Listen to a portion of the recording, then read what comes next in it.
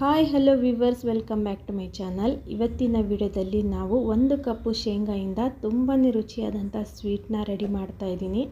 ಈ ರೀತಿ ಒಮ್ಮೆ ಮಾಡಿ ನೋಡಿ, ನೀವು ಆರಾಮಾಗಿ 9 ದಿನ ಆದರೂ ತಿನ್ಬೋದು, ಅಷ್ಟು ಚೆನ್ನಾಗಿ ಬರುತ್ತೆ. 9 ದಿನ ಆದರೂ ಏನೂ ಆಗಲ್ಲ, ಮಕ್ಕಳು ತುಂಬಾ ಇಷ್ಟಪಟ್ಟು ತಿಂತಾರೆ. ಈ ರೀತಿ ಒಮ್ಮೆ ಮಾಡಿ ಕೊಡಿ.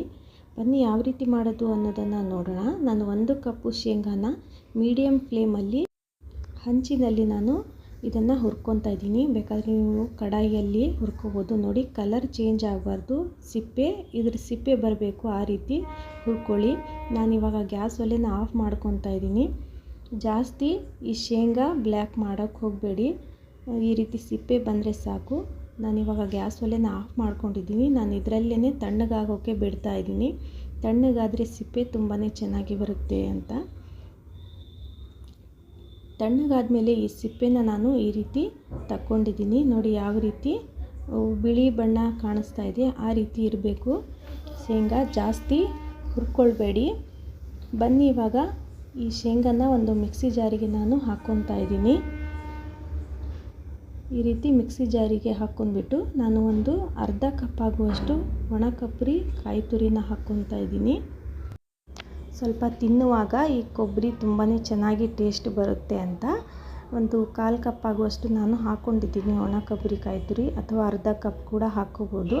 ಬನ್ನಿ ಇವಾಗ ಇದನ್ನು ಮಿಕ್ಸಿ ಜಾರಿಗೆ ನಾವು ಈ ರೀತಿ ತರ್ತರಿಯಾಗಿ ರುಬ್ಕೋಬೇಕು. ನೋಡಿ ಈ ರೀತಿ ಇಷ್ಟ ಆದರೆ ಸಾಕು. ಹಾಗೆ ಯಾರೆಲ್ಲ ವಿಡಿಯೋ ನೋಡ್ತಾ ಇದ್ದೀರಾ, ಪ್ಲೀಸ್ ಒಂದು ವಿಡಿಯೋಗೆ ಲೈಕ್ ಕೊಡೋದನ್ನು ಮರಿಬೇಡಿ. ಹೊಸಬ್ರು ನಮ್ಮ ಚಾನಲ್ನ ನೋಡ್ತಾ ಇದ್ದರೆ ಪ್ಲೀಸ್ ನಮ್ಮ ಚಾನಲ್ಗೆ ಸಬ್ಸ್ಕ್ರೈಬ್ ಆಗಿ ಬೆಲ್ ಐಕಾನ್ ಆನ್ ಮಾಡ್ಕೊಳ್ಳಿ. ನಾನು ಹಾಕೋ ಪ್ರತಿಯೊಂದು ವಿಡಿಯೋ ಕೂಡ ನೀವು ಮೊದಲು ನೋಡ್ಬೋದು. ನಾನು ಈ ರೀತಿ ಒಂದು ತಟ್ಟೆಗೆ ತುಪ್ಪನ ಹಾಕಿಬಿಟ್ಟು ಸೌರಿ ಈ ರೀತಿ ಇಟ್ಕೊತಾ ಇದ್ದೀನಿ ಮೊದಲೇ. ಮುಂದೆ ನಮಗೆ ಇನ್ಸ್ಟೆಂಟಾಗಿ ಮಾಡೋಕ್ಕೆ ಚೆನ್ನಾಗಾಗುತ್ತೆ ಅಂತ.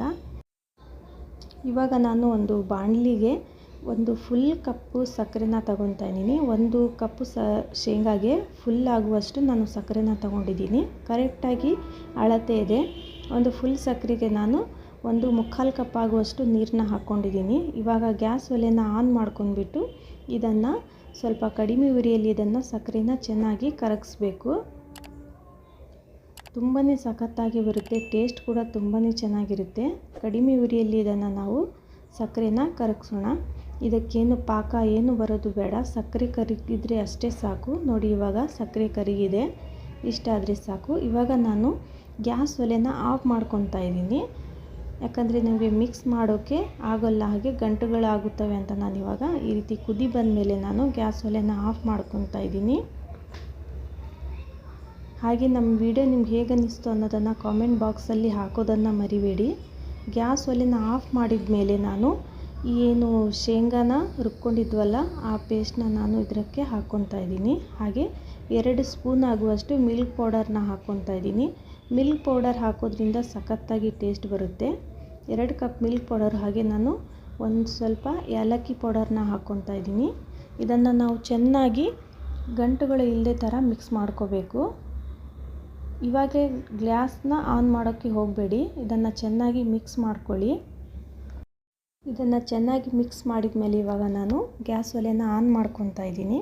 ಈ ರೀತಿ ಗ್ಯಾಸ್ ಒಲೆನ ಮೀಡಿಯಮ್ ಫ್ಲೇಮಲ್ಲಿ ಇಟ್ಕೊಂಡ್ಬಿಟ್ಟು ಈ ರೀತಿ ಚೆನ್ನಾಗಿ ತಿರುಗಿಸ್ತಾನೆ ಇರಬೇಕು. ಎಲ್ಲಿವರೆಗಪ್ಪ ಅಂತಂದರೆ ಇದು ಚೆನ್ನಾಗಿ ಈ ಶೇಂಗಾ ಏನು ತರ್ತರಿಯಾಗಿ ನಾವು ರುಬ್ಕೊಂಡಿದ್ವಲ್ಲ ಅದು ರವೆಯಾಗಿ ಒಂದು ಸ್ವಲ್ಪ ಉಪ್ಕೊಳ್ಳುತ್ತೆ, ಅಲ್ಲಿವರೆಗೂ ಇದನ್ನು ತಿರುಗಿಸ್ತಾ ಇರಬೇಕು. ಹಾಗೆ ಒಂಥರ ಮೈಸೂರು ಪಾಕ್ ಹದಕ್ಕೆ ಬರಬೇಕು, ಅಲ್ಲಿವರೆಗೂ ಇದನ್ನು ಈ ರೀತಿ ತಿರುಗಿಸ್ತಾ ಇರಿ.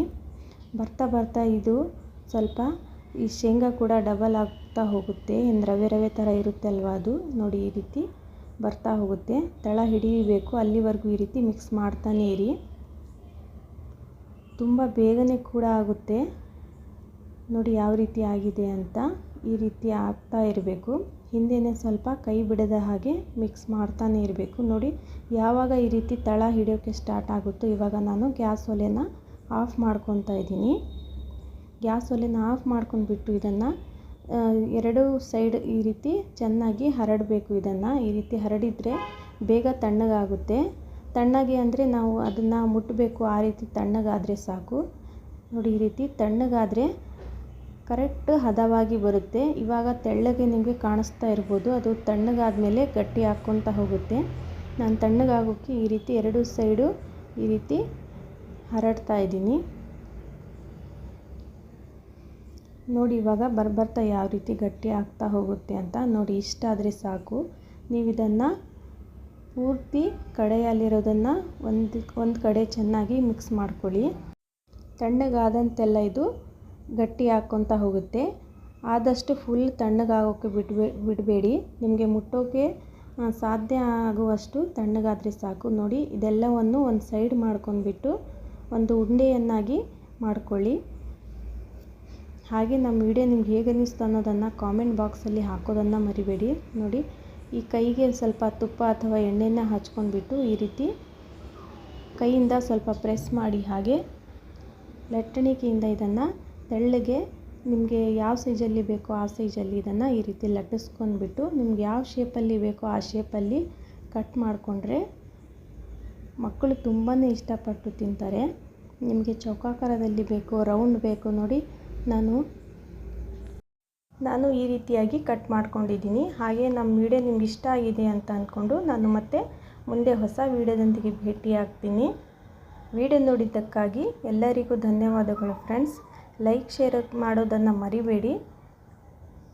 ಒಮ್ಮೆ ಟ್ರೈ ಮಾಡಿ ನೋಡಿ. ಕಾಮೆಂಟ್ ಬಾಕ್ಸಲ್ಲಿ ನಿಮಗೆ ಯಾವ ರೀತಿ ಅನ್ನಿಸ್ತಿದೆ ಅನ್ನೋದನ್ನು ಹಾಕೋದನ್ನು ಮರಿಬೇಡಿ. ವಿಡಿಯೋ ನೋಡಿದ್ದಕ್ಕಾಗಿ ಧನ್ಯವಾದಗಳು.